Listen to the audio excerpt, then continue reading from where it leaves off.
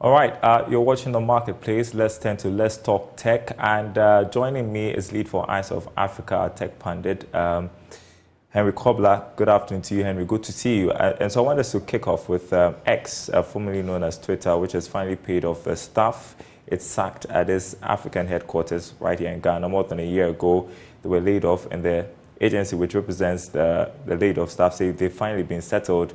That's welcoming news, isn't it? Yeah, very much. I mean, I think that it's welcoming news for our people that had just been jacked off on Twitter. But I think that I was expecting a more innovative point where they could rather be more engaging to find a different route to connecting back to the company and not just really receiving some level of money.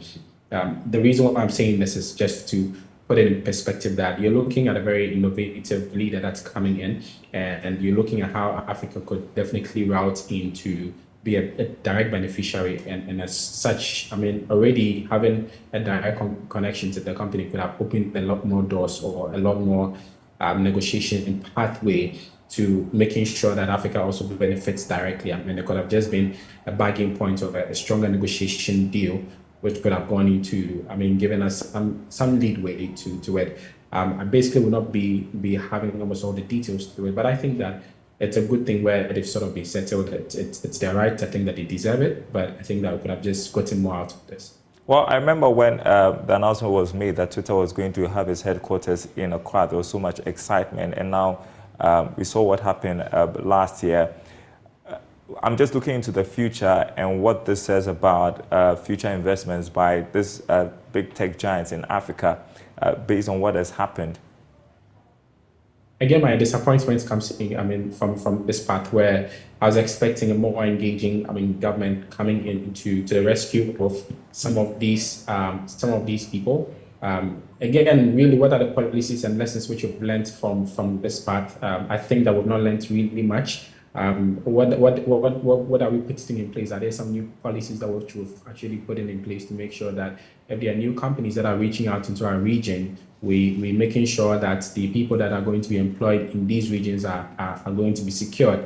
I mean, trust me, it might not necessarily just be on this path. I've been on several platforms where the verification system of even doing withdrawals after working on freelancing becomes a bit tedious. I mean, just because we don't have the policies and systems. But it's so easy to actually cite taxes being thrown out to a lot more, like, let's say, the Play Stores and all, on Netflix and everything. It becomes so easy to just implement taxes on that side. But when it comes out to policies to protect the citizenry, when it comes out to these tech systems, I think that we're actually always defaulting. And that's one of the things that we sort of need to put in a lot of effort, both from government side and then from stakeholder side. All right, we have about 2 minutes. I just want to touch quickly on this other story, which is making the rounds, to do with the Tap and Go initiative, which was expected to modernize public transport. But then there are issues being raised about security. What's the story?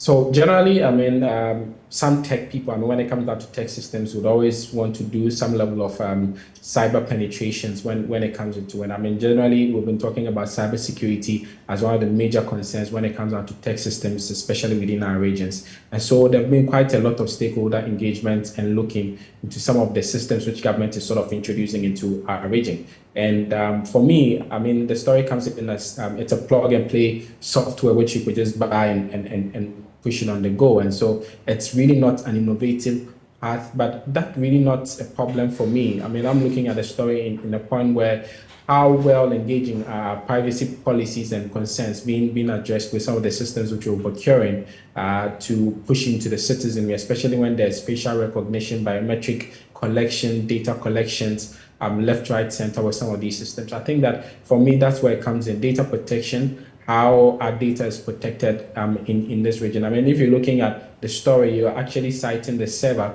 for the vehicle management system and the city CCTV on board these buses connecting to China service, which becomes a big major concern. These are things that the EU and the US are fighting for, and I think that it's a major header where we could go beyond. But it's a good call for most of the systems which you're introducing to rather be more circumspective and collective when it comes down to privacy and policies. All right, always a pleasure to have you on Let's Talk Tech. Henry Kobler there, and that's it.